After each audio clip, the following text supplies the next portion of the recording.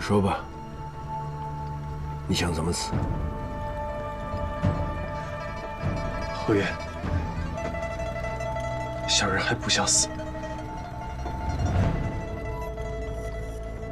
你当着百官的面，把事情做这么绝，你难道不知道自己必死无疑吗？小人出身贫寒，孑然一身。若是浑浑噩噩度此一生，死与不死，又有何区别？小人并非身无长物，所以想要搏一搏，搏的就是此刻。此刻也不会太长了，等马车一停，我就会杀了你。还有什么话，趁现在都说了吧。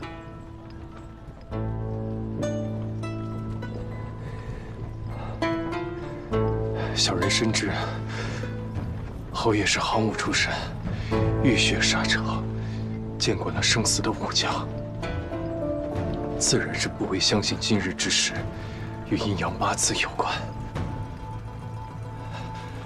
但小人今日就是命不该绝。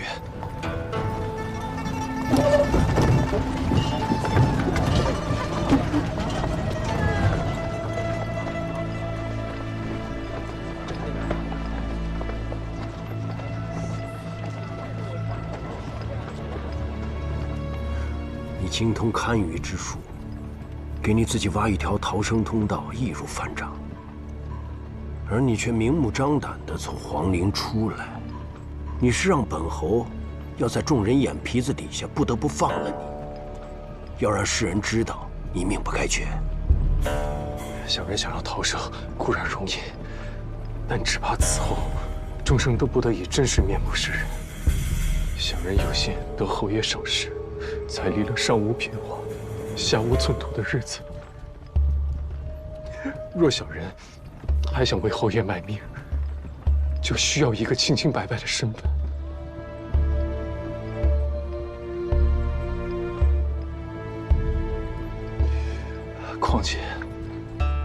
况且我也是人，有人想要算计谋害我，恕我不能坐以待毙。小人拼死也要向侯爷讨个公道。公道？藏海，你堪舆的本事，本侯之前已经见识过了，但是现在，好像你嘴皮子功夫更胜一筹。你口口声声说幸得本侯赏识，但却逼着本侯为借今日之为，失去一名得力干将，颜面尽失。你说你该不该死？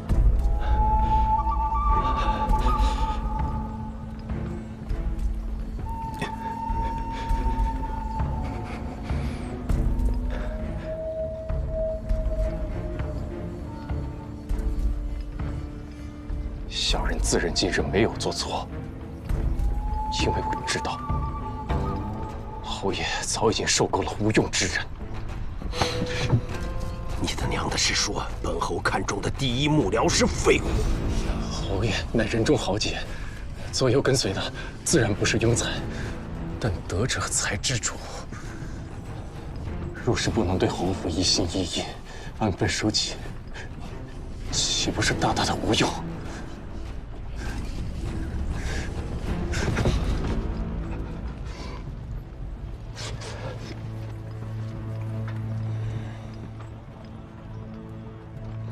说，杨大人，斗烧之气，不但不为侯爷网罗人才，还排斥异己。想必之前也有不少人才进入侯府，但终究没有办法走到侯爷近前，留下的不过是些无用之人。但若只是排斥异己也就罢了，这些人狐假虎威，产生交下。只怕给侯府引来大祸。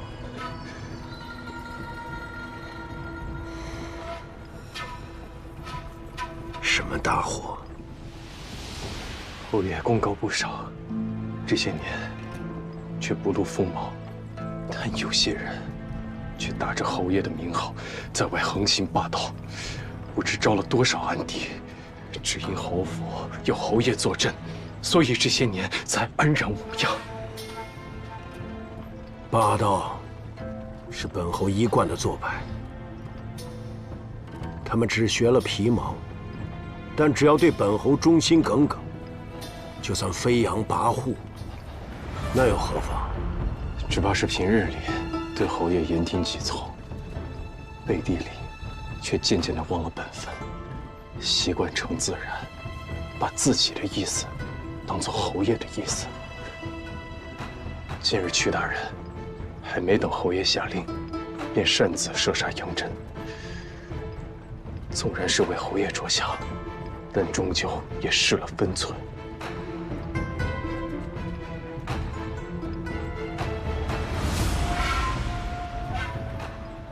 侯爷若是不信，不妨等会儿看看，屈大人是不是又替侯爷将小人的生死做了决断？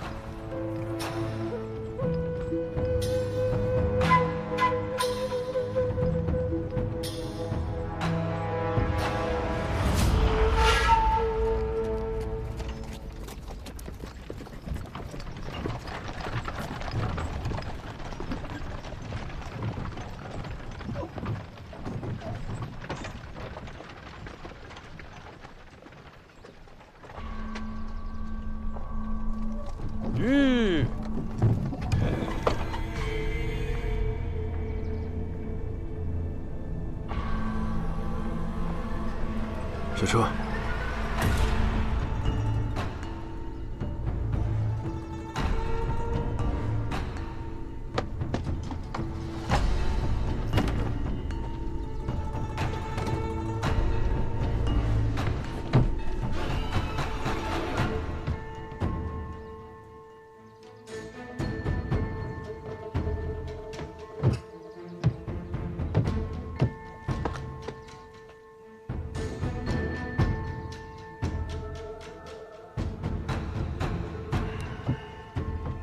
怎么把车停后门了？后门僻静，不免动手。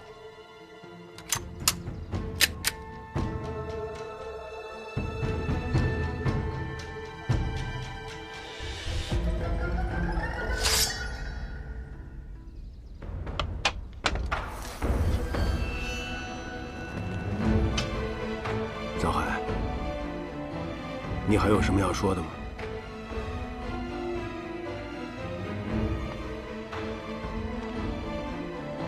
小人性命全凭侯爷。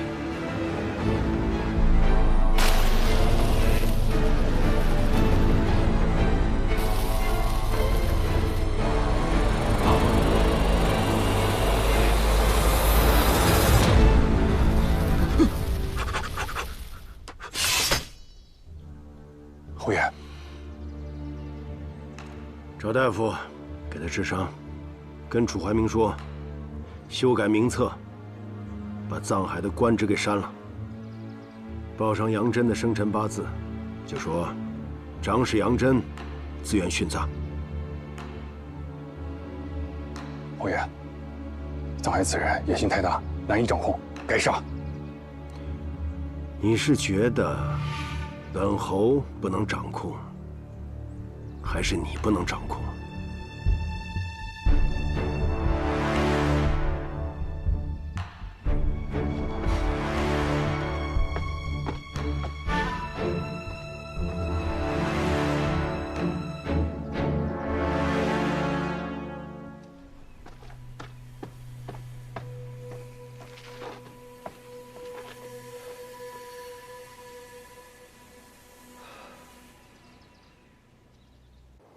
多谢阁下，救我一门妇孺。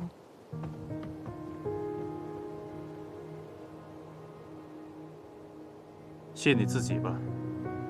走。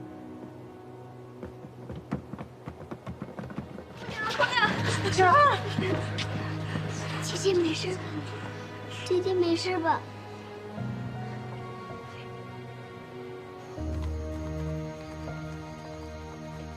哦，这人死了，线索咱也断。挑几个能干的人，跟李侯、郑虎一起，轮番守在院子周围。今晚的事情，别再给我说第二次。是。什么意思啊？今天晚上咱们当护院是吗？谁让咱老大新将上的人在这儿呢？谁呀？当然是他妹妹了。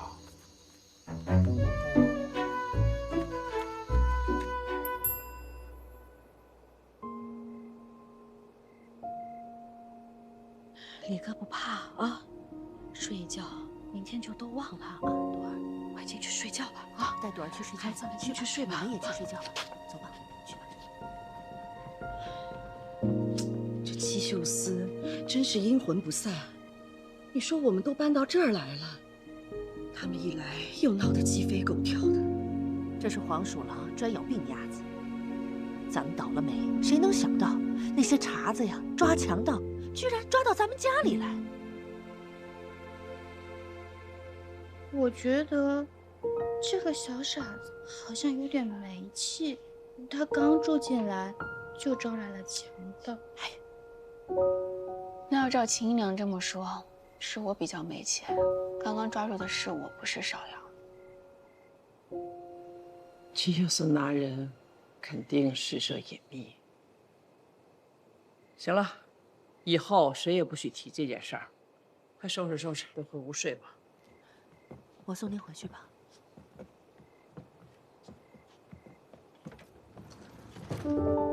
你们快回去休息吧。我要不在这陪你睡吧。放心，快去睡。姑娘，你早些休息。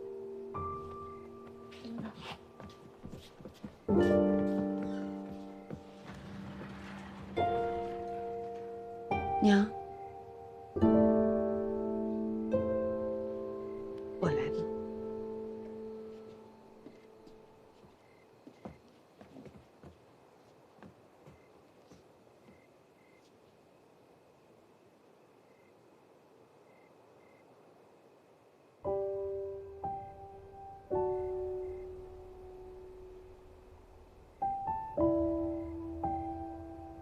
你说这得多疼啊！不疼了。你莫哄我了，怎么可能不疼呢？那日我削红果，手上只削了一个米粒大的伤口，就疼到不行。你这怎可能不疼？母亲还会削红果，我都不知道。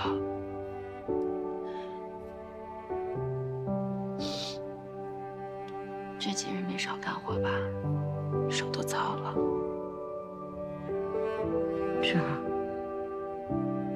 是娘对不住你。从前，你爹爹他不喜欢你，老夫人她也不喜欢你，那些婶子们也经常拿你说嘴。可是为娘一次都没有站出来替你说话。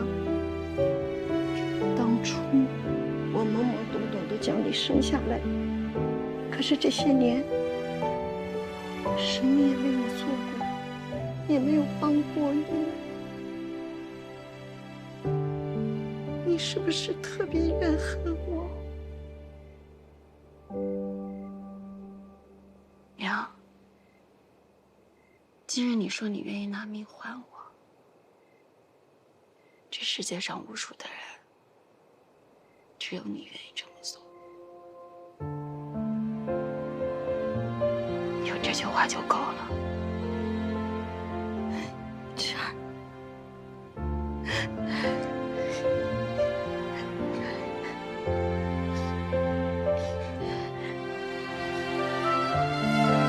是你太无能了，你受委屈都是为娘不好。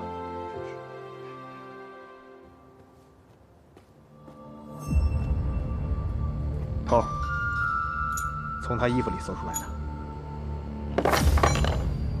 此等身手，值这个价。下得起这样本钱的人倒也不多。深情的那个，好好审一审，千万别叫他死。是。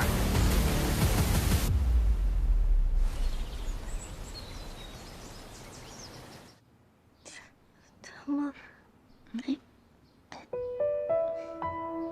昨夜做噩梦了，眼泪流了一枕头，是梦到什么那么委屈？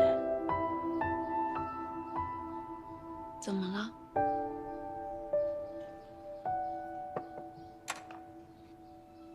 二姐姐，以后再有坏人来，我肯定能保护好你的。好，真的，家里人那么多，你不能死。我有我哥，还有你，还有娘。娘，他已经死了，我就只有我哥和你了。放心，我知道芍药会保护好我的，我和哥哥呢也一定会保护好芍药的。二姐姐，我好想问你，我昨天看你娘和你的时候，我就好想，我不能跟我哥说，我跟我哥说，他也会难过。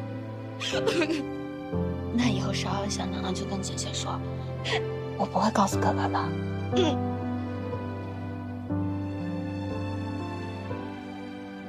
女神医，不错，这位神医避世而居，所以名声不曾外传。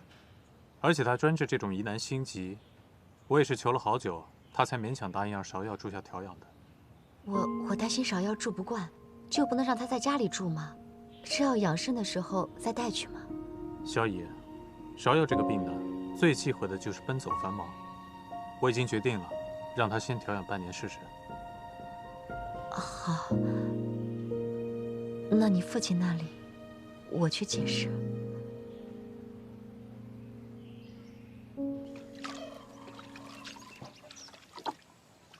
讨厌那些跟屁虫，这都挤到杨柳巷来，学咱们带花灯卖果子，想想我就来气。哦，夏，你讨打是不是？你小心水溅姑娘脖子上。这有什么好气的？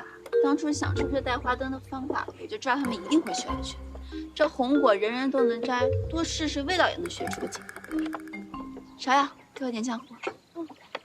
姑娘，你就捣鼓什么呢？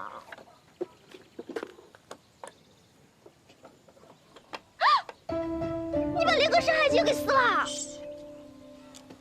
姑娘从前不是说书册最为珍贵稀罕吗？就是。是啊，这可不是谁都能买得起的，我还要再粘回来的。芍药，过来，看看。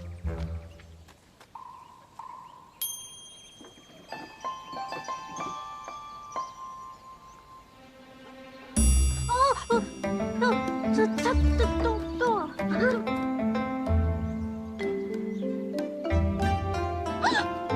花真动了！哎，让我也瞧瞧。我瞧瞧。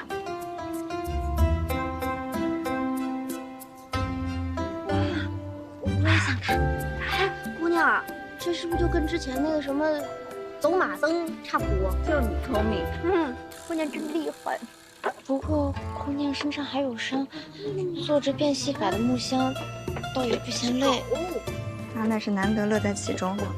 自打离开府里，他就再也没有做过这些稀奇古怪的玩意儿。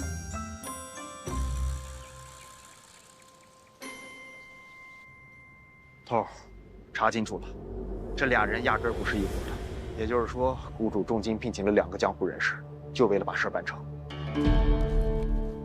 这是活着的那个留下来的，他们都没见过谷主的模样，只靠书信来往。董大、芍药、兰苑火灾的旧人。卖红果喽！卖红果喽！卖红果喽！小伙伴，快来看呀！卖红果喽！红果，红果，啊，要不要红果啊？不要。还有红果要吗？不要。哎，那边有变戏法的，我们一起去看吧。这什么情况？杨柳街也来变戏法了？花季果子童叟无欺，买一串果子拉一次箱子，童叟无欺啊！买一串果子拉一次绳子。风光地久天。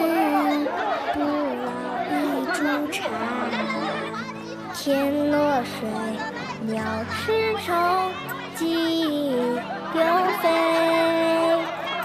果子生意虽小，但细水长流，一日能添补家用，总算不再坐吃山空。明前夕，菜上须。你好，你看今天赚了这么多，来，叔叔，生意不错嘛。芍药今日没来，家里有只小鸡不舒服，他在照看着。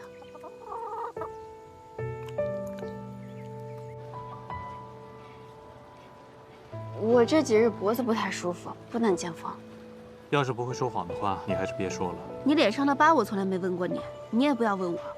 那还不是因为芍药？要不是芍药帮我敷药，恐怕也会留疤。这小伤过几日就好了。对了，你那日给我的瑞和楼的点心我带回去了，但是我觉得和福东做的也差不了多少。你说人们怎么愿意花几百钱去瑞和楼买点心呢？脖子都这样了，你还想这些？我又不靠脖子想事情。皇都的有钱人多如牛毛，跟风的也多。不管瑞和楼里卖什么，他们都会买。跟我想到一块儿去了。怎么，杨柳街不够你待了？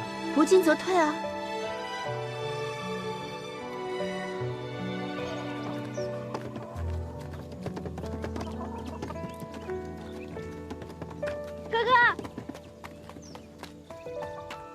哥哥，你看，泰姆叫我封的小鸡泰姆啊，就那个长白头发那个，是我祖母。那我先进去了，不打扰你们兄妹俩讲话。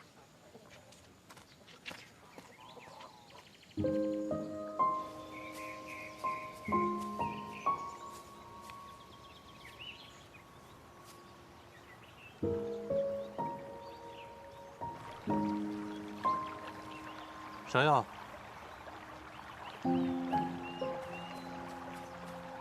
芍药，在这儿开心吗？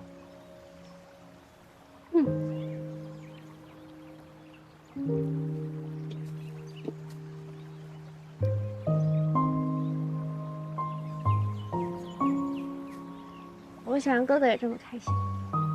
哥哥，你为什么不过来跟我们一起住？以后我每天都来看你。也来看花姐姐，她很喜欢你。你听谁说的？你们俩在一起的时候她就很开心，因为她喜欢你，就像我喜欢你一样。她也很喜欢我。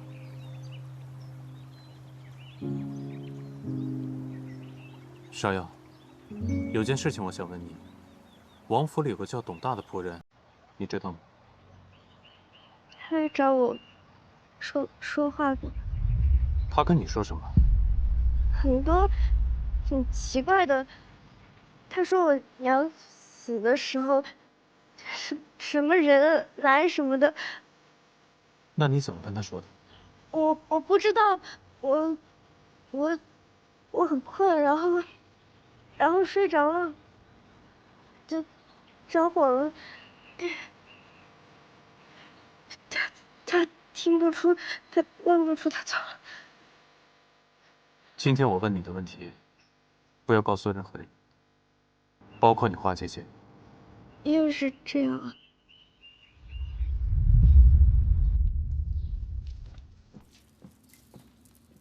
王爷，府里的董大忽然不见了，这几日他们满城里找也没找着。他都一把年纪了，人好像也糊涂了，由他去吧。是王爷，见过世子。您找我？你那些说死啊，偏偏王妃还可以。你到底把芍药弄去哪里了？到底要做什么？他现在人在哪里？他现在有人陪，也有地方住。这外面还有哪儿能比得上咱们王府呢？可他在那儿比王府开心千百倍。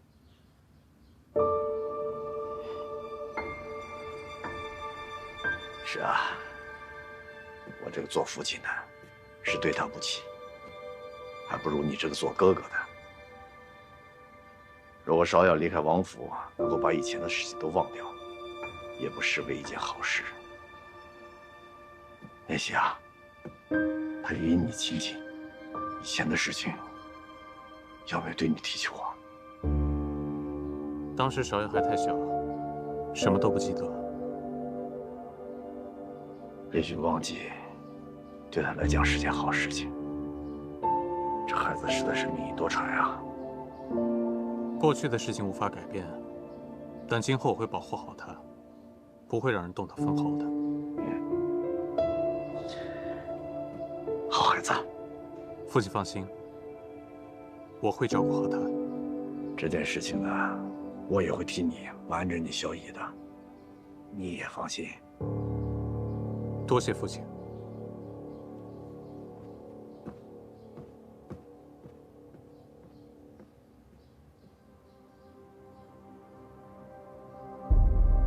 怎的又买10盒？还一买就是200个，还有什么金纸银纸，都采买来干什么呀？不写清楚，别想在我这儿领走一个大子儿。哎呀，不是我说呀，吃亏得长教训。你呀，该好好的跟你们家姑娘说说，如今有一些余钱，赶紧去聘请一些护院是正经啊。三夫人，哎呀，这就是我的不是了，没有事先同三婶说清楚。你又要折腾什么呀？三婶，我要让他们自己来找我们送钱。不行，你就相信我一次，我已经做好局了。好吧，你且试试，但只能1个月，不然再多就兜不住了。那至少半年，3个月，真的不能再多了。多谢三婶子。你这丫头可真行，有伤在身，你就好好养着，感情躺在床上还琢磨着挣钱呢。报夏、陈露，这1个月时间里，你们就负责记录这云来酒楼的来往人数。2位是吧？哇，真是。欢迎再来。哎，客官，里边请。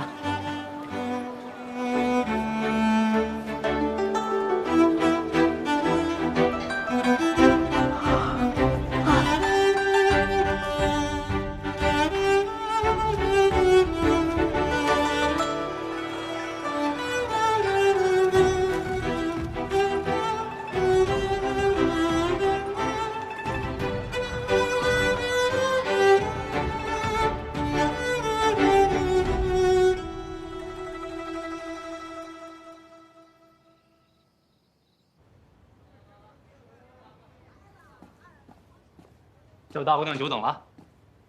白掌柜，不知何日会临？花家新出了几样点心，想请白掌柜品鉴一下。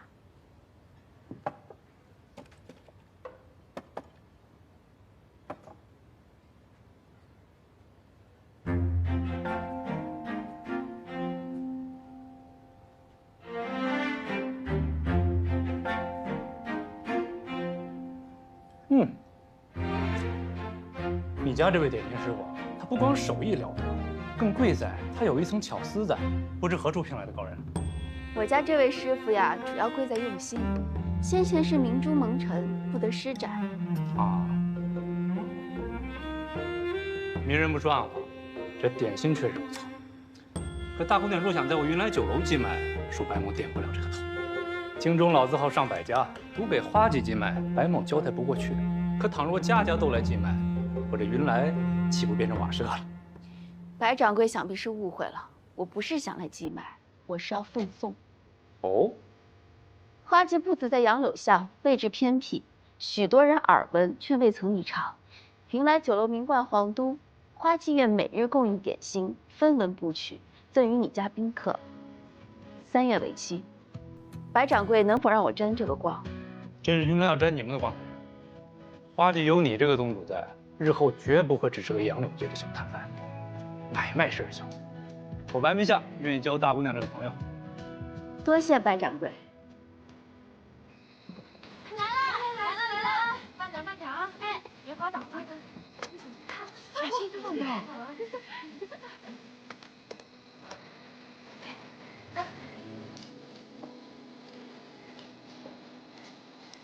小心啊，小心！来，坐下。来，小心。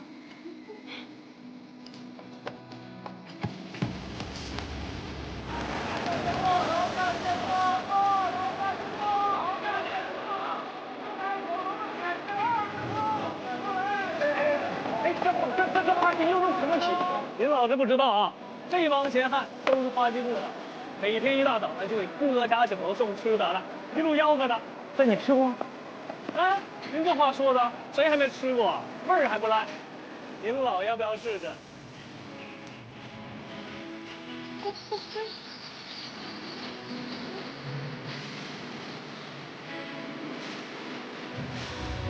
他的城市不回家的脚步，蜿蜒撑散了星河，他的。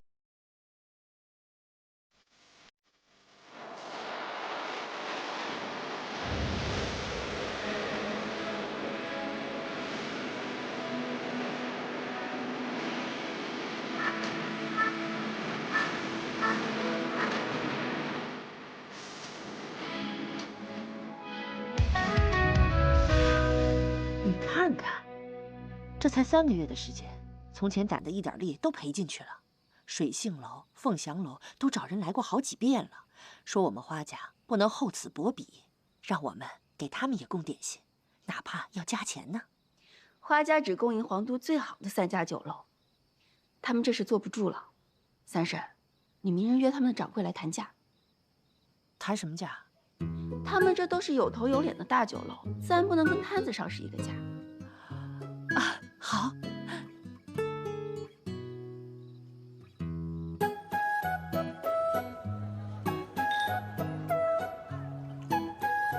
花大姑娘不必开尊口，我也知道你为何而来。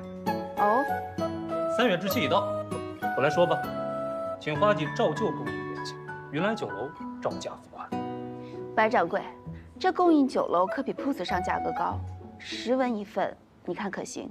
可以呀。哎，去做水盘吧，5亩金子，就写花季点心，120文1份。哎，这么贵啊！大姑娘，你卖的是点心钱，手艺钱，我呢，卖的是这云来酒楼的牌子钱，能卖多少，是我的本事，也是云来的面子。收教了，这钱啊，云来能挣，花季眼下还当真挣不了。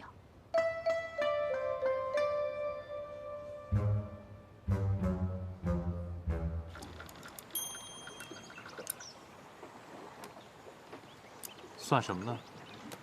自从在酒楼寄卖点心，赚的比以前摆摊多得多。但是光靠这些酒楼，终究不是长久之计。所以等攒够了钱，我要让花家有自己的铺面，真正在皇都立稳脚跟。你见多识广，怎么不说句话？你心里必定是已经有答案了，又何必问我呢？那除了你，我也不知道能问谁了。母亲他们不懂，三婶只会泼冷水。那你怎么知道我不会泼你冷水？你敢？你要是真想好了，就去做，我相信你。哥哥，花姐姐，啊，太母给我做的，她教了我，还给我编了辫子。那你学会没有？没，但学2天就会了。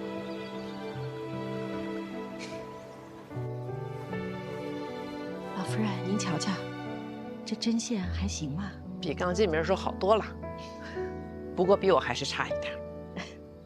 我现在也不行了，眼睛看不见。现在不用您，有我们呢。哎呀，老祖宗，这纸丫头啊，一接接了10几家，累得我7荤8素的，账都算不过来了。您过目一下，这沉甸甸的铜钱进账，累1天也是高兴啊。三嫂，这也没外人，你跟我们悄悄说说，这个月的利是不是比上个月还多？多出这个数。哎呀，这个纸丫头也是对得起她操的这份心了。嗯。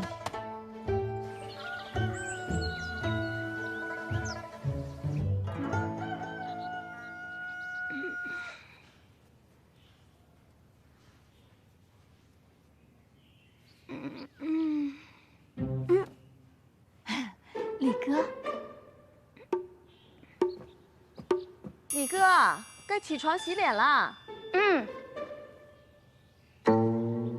快点啊，一会儿还得背书呢。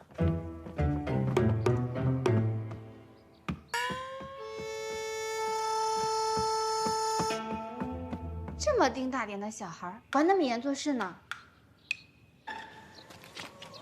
怎么了，林哥？你不想喝鸭汤了？不想，不喝。你不喝我还喝，你给我。不给你。不是你不喝，大家还喝呢。我养的鸭子，我凭什么不能喝？你给我，林哥，你别碰我，我不上你，你给我，大家还喝呢。哎呀，你别跑，儿子，你看他呀。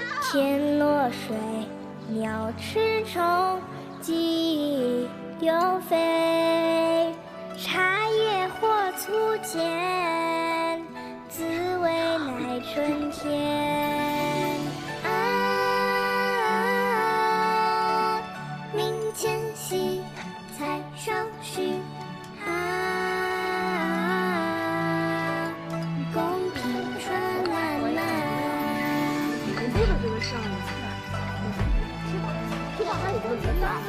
有一件事情刚有了一些眉目，我就不想瞒大家了。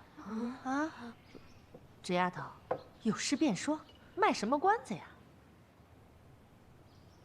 我们可以搬回城里了。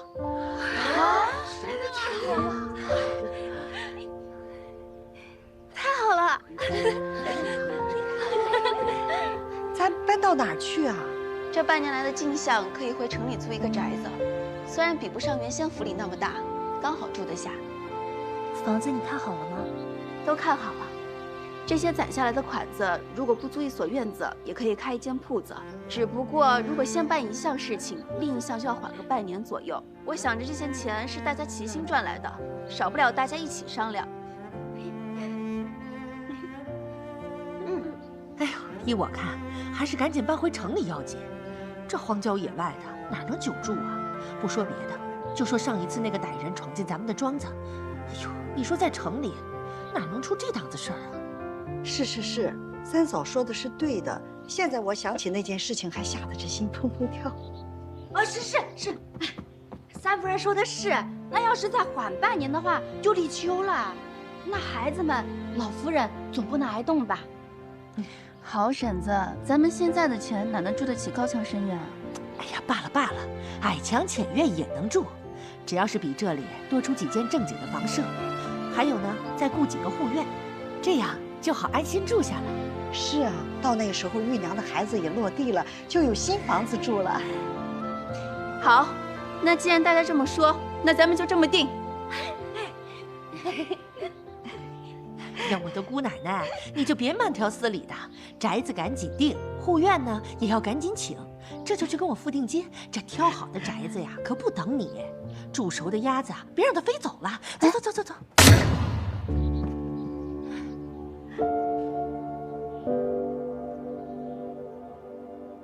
把你们给惯的，这七嘴八舌的，我还没说话呢。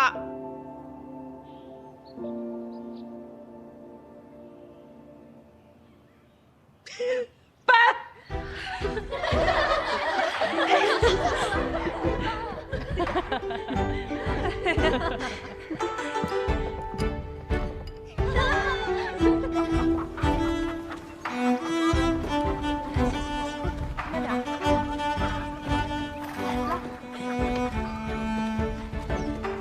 老夫人，一切都安排好了，这新的宅子可漂亮了。好，一会儿都煮熟到了，进了城声量都低一些，别吵吵嚷嚷的，免得遭嫉妒。是。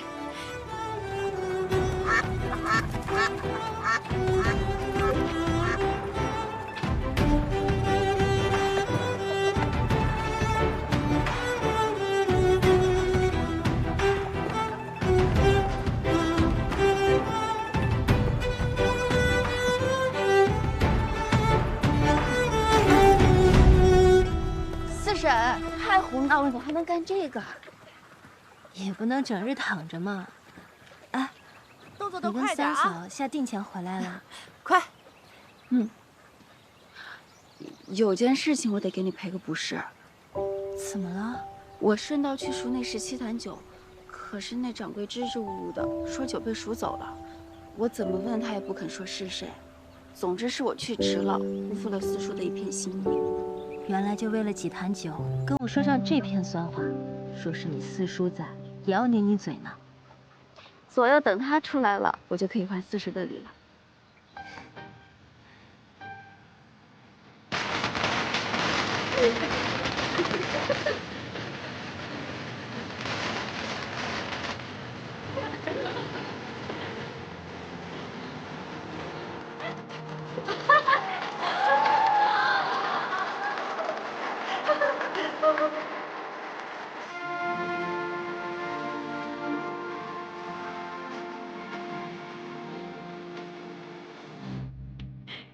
这宅子齐整倒是齐整，就是不够气派，还不如咱家门前一个戏台子呢。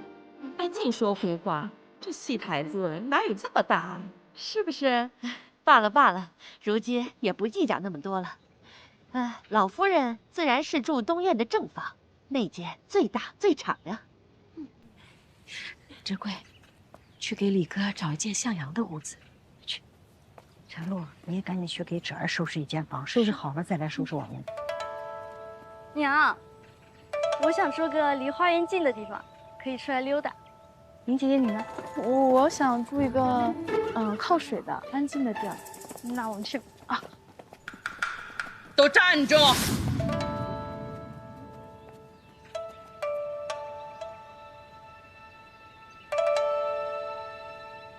芷儿，你先挑。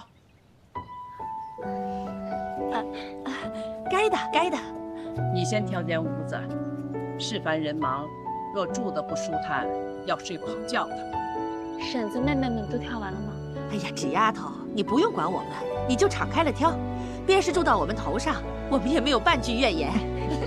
三嫂，越说越没正形了。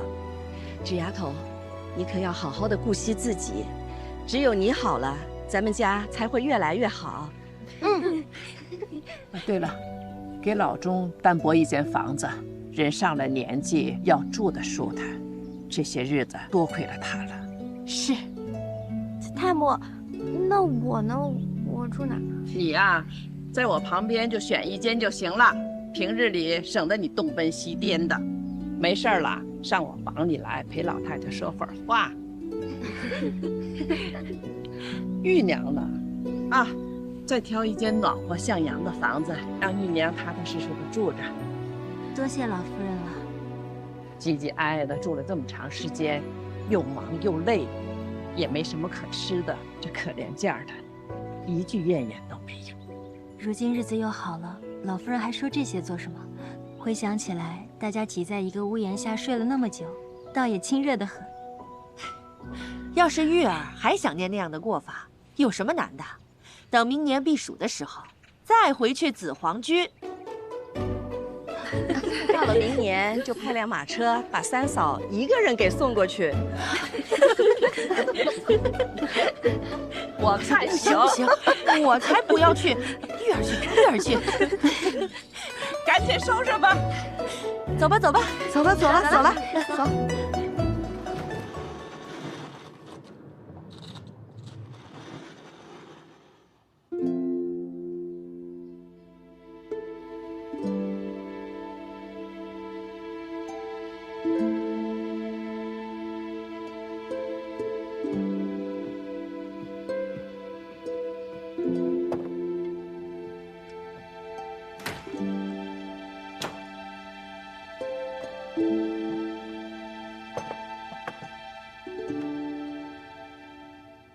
祖父，等着我，等把这些柜子装满，大家就能团圆了。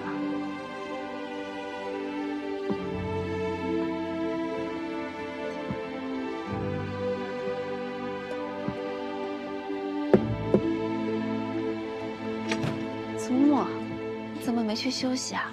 哎呀，睡不下，这年纪大了，想起什么事儿必定马上说，不然就怕忘了。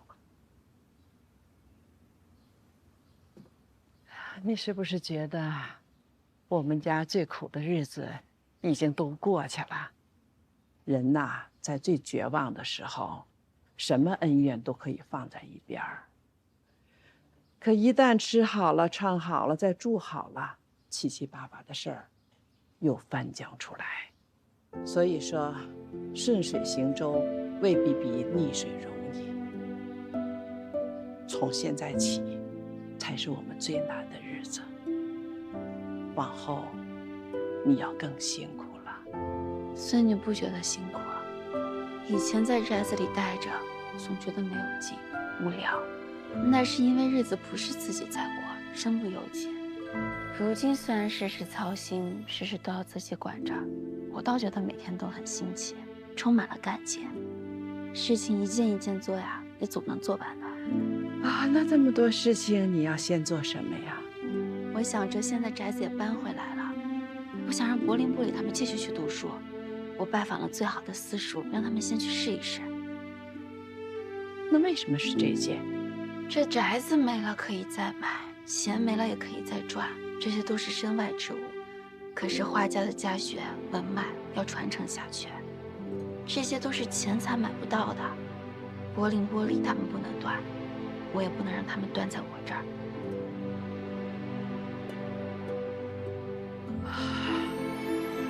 这43口人，不知道他们现在都怎么样了。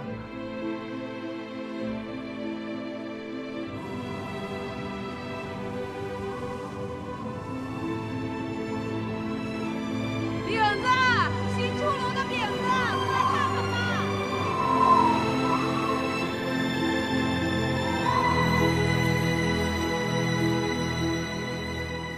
吴姐，干粮买回来了，您吃一个。啊，我不饿，你吃吧。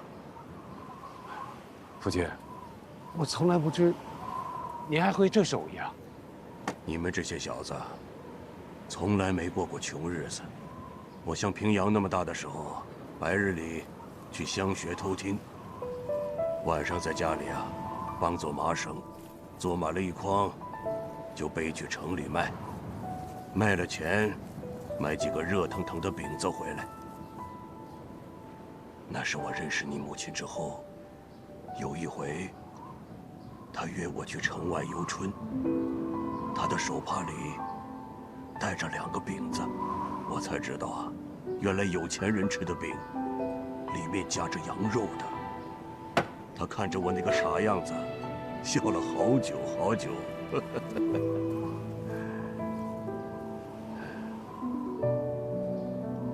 真不知道他们现在怎么样了。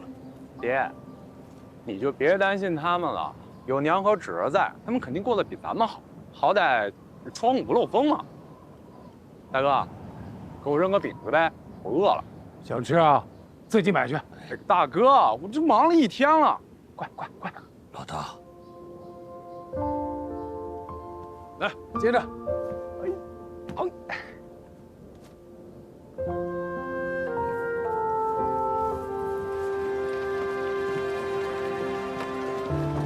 慢着点啊！干什么呢？对呀，知道吗？这花家，好一个花家呀！这么快就回来了。